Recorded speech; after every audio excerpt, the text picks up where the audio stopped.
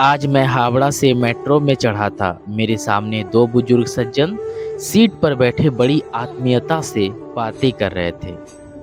उनकी बातचीत से समझ आया कि दोनों पुराने दोस्त हैं।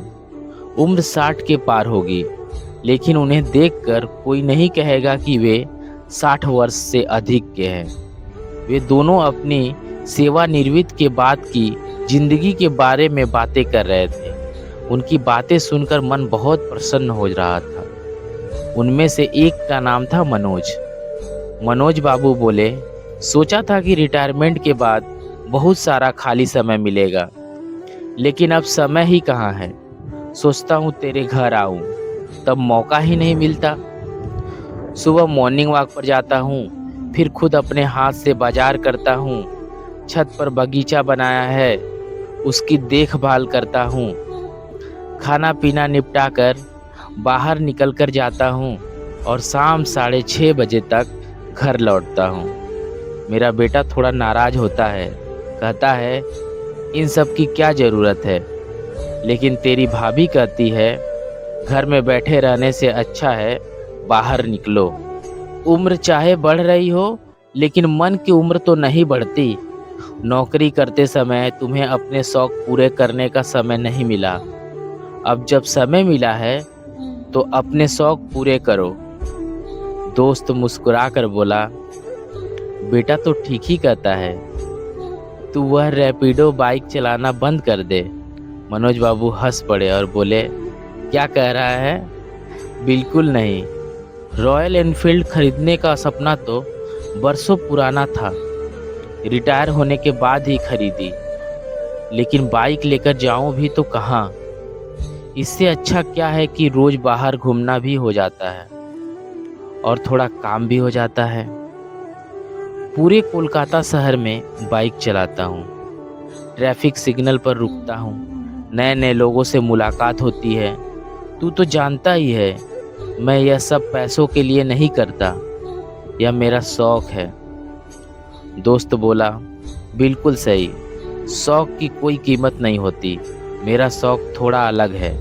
किसी दिन घर आना, उनसे मिलाऊंगा। मनोज बाबू ने पूछा, जरूर आऊँगा। अब घर में कितने सदस्य हो गए? परिवार बढ़ गया क्या? दोस्त हंसकर बोला, अब पूरे 22 हैं। परसों मेरी पोती सड़क से एक और बिल्ली उठा लाई। उसका नाम रखा है झुमझुमी। मैं भी खड़ा खड़ा उनकी बातें सुन रहा था। दोनों के अलग अलग शौक जानकर मन बहुत खुश हो रहा था। अचानक दोस्त ने विषय बदलते हुए पूछा, अच्छा, बेटे की शादी के लिए लड़की देखना शुरू किया या उससे खुद किसी से प्यार व्यार कर रहा है? मनोज बाबू मुस्कुराए, हंसते हुए बोले, अगर प्यार कर लिया होता तो मेरी एक जिम्मेदारी कम हो जाती। तेरी नज़र में कोई अच्छी लड़की हो तो बताना। इस साल के आखिरी तक मैं बेटे की शादी कर देना चाहता हूँ। दोस्त बोला, अगर तू कहे तो देख सकता हूँ। कैसी लड़की चाहिए? कोई खास शर्त? मनोज बाबू बोले, वैसी कोई खास शर्त नहीं है, बस लड़की नम्र, सभ्य और पढ़ी लिखी हो। नौकरी करना चाहे तो ज़रूर करे। लड़कियों का आर्थिक रूप से आत्मनिर्भर होना बहुत ज़रूरी है।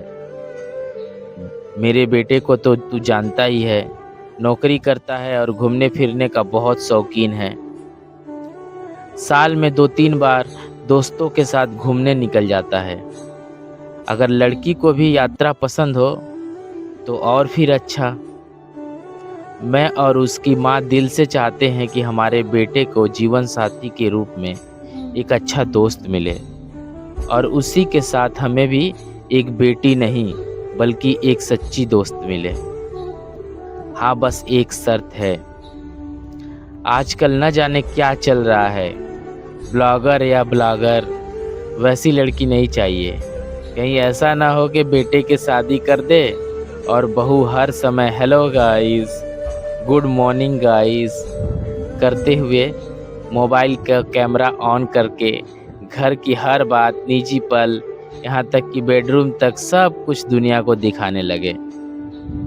जिस घर में निजता ही ना बचे और उसी से कमाई हो, ऐसी बहू हमें नहीं चाहिए।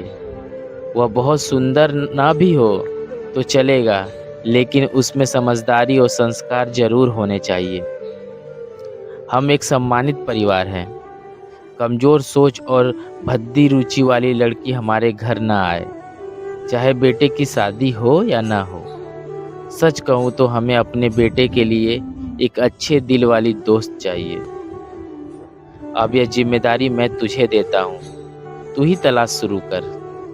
काश थोड़ी देर और उनकी बातें सुन पाता, लेकिन मेरा स्टेशन आ गया था और मुझे उतरना पड़ा। मेट्रो से उतरते हुए मन ही मन यही सोच रहा था, सचमुच ऐसे परिवार को एक अच्छी बहू से ज़्यादा एक अच्छे दिल वाली दोस्त की ज़रूरत है ना? लेख सरजीत खोस।